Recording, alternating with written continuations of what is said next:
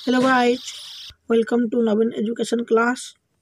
आज हम हैव और हैज के बारे में पढ़ाई करेंगे। कहाँ पे आपको हैव लगाना है, कहाँ पे आपको हैज लगाना है, पढ़ाई करेंगे। तो गाइज, मैंने यहाँ पे दो सेंटेंस लिखा है। पहला सेंटेंस में है आई हैव ए कार, दूसरा सेंटेंस में है आई हैव ईटन फूड। पहले सेंटेंस में है आई हैव ए कार, दूसरा सेंटेंस में है आई हैव ईटन फूड। तो दोनों सेंटेंस में हैव है, यहाँ पे भी हैव है और दूसरे सेंटेंस में भी हैव है।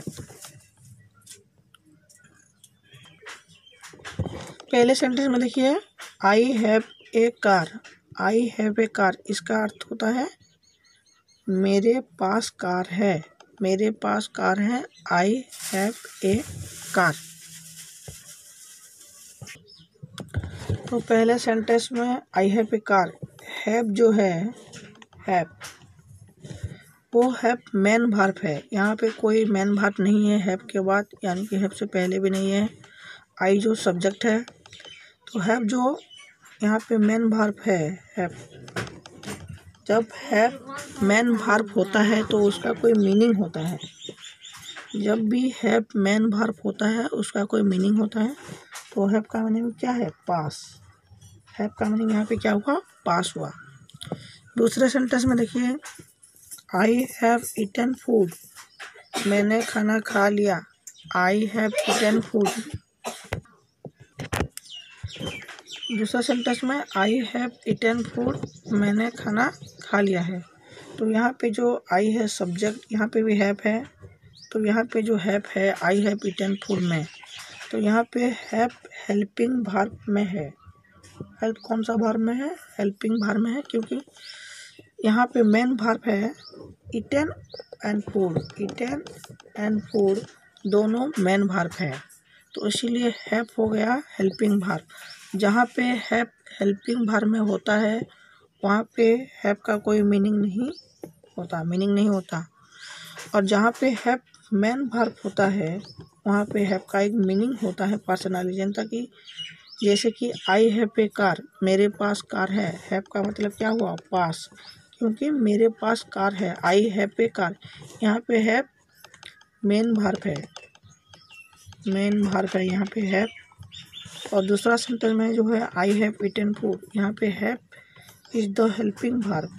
हैव हेल्पिंग वर्ब में है, और जब हैव हेल्पिंग वर्ब में होता है उसका कोई मीनिंग नहीं होता। यहाँ पे मेन वर्ब ईटन और फूड है, तो इसीलिए हैव का यहाँ पे कोई मेन वर्ब नहीं है, तो यहाँ पे हैव का कोई मीनिंग भी नहीं है। समझिए। तो दोस्तों, अब हम दूसरा टॉपिक पढ़ते हैं। हैव का अलग अलग रूप, जैसे कि भगवान का अलग अलग रूप होता है, तो वैसे भी इंग्लिश में कई सेंटेंस हैं उसका अलग अलग रूप होता है। आज हम पढ़ेंगे हैव के बारे में। हैव का रूप अलग अलग है, कहाँ पे क्या बोलते हैं इसका, और यहाँ पे कहाँ पे क्या मीनिंग होता है हैव का। तो हैव का एक मीनिंग होता है लीजिए। हैव का पहला मीनिंग होता है क्या? लीजिए। और दूसरा मीनिंग होता है पास है, मतलब आपके पास है। हैव का एक मीनिंग होता है लीजिए, दूसरा मीनिंग होता है पास है। जहाँ पे हैव का मीनिंग लीजिए बताएगा, लीजिए समझाएगा, वहाँ पे पहले हैव यूज करेंगे, उसके बाद ऑब्जेक्ट यूज करेंगे। ऑब्जेक्ट, समझिए। हैव जहाँ पे रहेगा, जहाँ पे हैव का मीनिंग लीजिए समझाएगा, तो वहाँ पे हम पहले हैव यूज करेंगे, हैव के बाद ऑब्जेक्ट यूज करेंगे। जैसे कि मैंने एग्जाम्पल दे रही हूँ, देख समझिए। अगर आपके घर में कोई आया है सुबह सुबह, तो आप उसको बोलेंगे पानी लीजिए, चाय लीजिए, कुछ ब्रेकफास्ट करके जाइए। तो लीजिए हो रहा है, तो यहाँ पे देखिए पानी लीजिए। अगर आपके घर में कोई घूमने आया है तो आप उसको खाली हाथ तो जाने नहीं दोगे, उसको चाय नाश्ता ज़रूर पूछोगे। तो यहाँ पे आप उसको पूछोगे पानी लीजिए हिंदी में, आप उसको इंग्लिश में क्या बोल सकते हैं? क्योंकि मैंने कहा था जहाँ पे हैव का मतलब लीजिए समझाएगा, वहाँ पे हम पहले हैव यूज करेंगे। तो हमने पहले क्या लिख दिया? हैव। उसके बाद ऑब्जेक्ट मतलब वाटर। पानी को क्या बोलते हैं? वाटर। तो इसीलिए पानी लीजिए को आप बोल सकते हैं हैव वाटर, हैव वाटर। अब हम दूसरा एग्जाम्पल लेते हैं। देखिए, चाय लीजिए। जब आपके घर में कोई आएगा तो पानी नहीं तो आप पूछेंगे चाय लीजिए, प्लीज़ चाय लीजिए। तो आप क्या बोलेंगे, पहले हैव यूज करना है, लीजिए को पहले फास्ट लाना है। तो लीजिए को हमने लिख दिया हैव, चाय को क्या बोलते हैं, टी, हैव टी। आप ऐसे भी हैव का यूज कर सकते हैं। जहाँ पे लीजिए होगा तो आप पहले हैव यूज करेंगे, उसके बाद ऑब्जेक्ट लाइए। जैसे कि आपके घर में कोई आया है तो ब्रेकफास्ट कीजिए, ब्रेकफास्ट मतलब सुबह का खाना।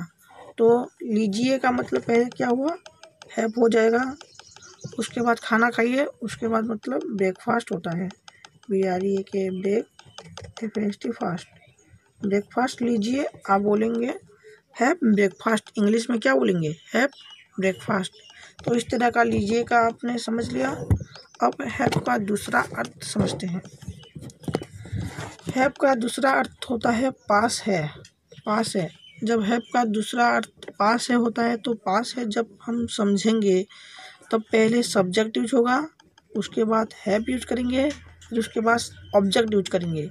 जब हैव का मीनिंग पास है समझाएगा तो यहाँ पे देखिए हैव का मतलब पास है। जब पास है तो हम सब्जेक्ट यूज करेंगे, फिर उसके बाद हैव यूज करेंगे, फिर उसके बाद ऑब्जेक्ट यूज करेंगे। अब पहले सेंटेंस को देखिए, I have a car, I have a car, मेरे पास कार है। तो हमने क्या कहा था, जब हैव का मीनिंग पास में है तब हैव का दूसरा मीनिंग है पास है। पास है में हम यूज करेंगे पहले सब्जेक्ट, फिर उसके बाद हैव, फिर उसके बाद ऑब्जेक्ट। एग्जाम्पल लेके बताती हूँ। मेरे पास कार है, यहाँ पे समझिए पास, मेरे पास कार है। हम इसको इंग्लिश में बोलेंगे तो I have a car, I have a car. तो मैंने क्या कहा था, हैव का मीनिंग जब पास में है तब हम पहले सब्जेक्ट यूज करेंगे, फिर उसके बाद हैव, फिर उसके बाद ऑब्जेक्ट। तो यहाँ पे आई हो गया सब्जेक्ट, फिर उसके बाद हैव हमने लगाया, फिर उसके बाद ऑब्जेक्ट हुआ ए कार। तो पता चला हैव का मीनिंग होता है पास है, पहले हम सब्जेक्ट यूज करेंगे, फिर उसके बाद हैव, फिर उसके बाद ऑब्जेक्ट। तो मेरे पास कार है, आई हैव ए कार, आई हो गया सब्जेक्ट, फिर उसके बाद हमने हैव लगाया, फिर उसके बाद ए कार हो गया ऑब्जेक्ट। अब दूसरा एग्जाम्पल लेते हैं। मेरे पास घर है, यहाँ पे भी देखिए पास है, तो पास का मतलब क्या होता है, हैव। मेरे पास घर है, आई हैव होम। तो आई यहाँ पे हो गया सब्जेक्ट, फिर उसके बाद हम यूज करेंगे क्या, हैवजेक्ट यूज करेंगे, फिर उसके बाद ऑब्जेक्ट। यहाँ पे होम हो गया ऑब्जेक्ट, आई हो गया सब्जेक्ट, फिर उसके बाद हमने हैव लगाया, फिर उसके बाद होम हो गया ऑब्जेक्ट। मेरे पास कार है, आई हैव होम।